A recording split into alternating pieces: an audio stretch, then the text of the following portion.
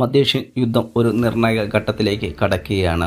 ഇറാന്റെ സൈനിക ആണവ കേന്ദ്രങ്ങളെ ലക്ഷ്യമാക്കി ഇസ്രായേലും അമേരിക്കയും ആക്രമണം കടുപ്പിക്കുമ്പോൾ തിരിച്ചടിയായി ഇറാനും സഖ്യകക്ഷികളും രംഗത്തെത്തിയിരിക്കുന്നു.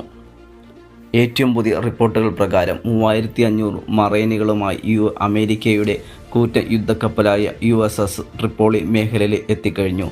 ഇത് വെറുമൊരു വ്യോമാക്രമണമല്ല, മറിച്ച് ഒരു കരയുദ്ധത്തിനുള്ള തയ്യാറെടുപ്പാണോ എന്ന ആശങ്ക ലോകരാജ്യങ്ങൾക്കിടയിൽ ശക്തമാണ്. ഇറാനിലെ ടെഹ്റാനിലും പ്രധാന ആണവ പ്ലാന്റുകളിലും സ്ഫോടനങ്ങൾ തുടരുകയാണ്.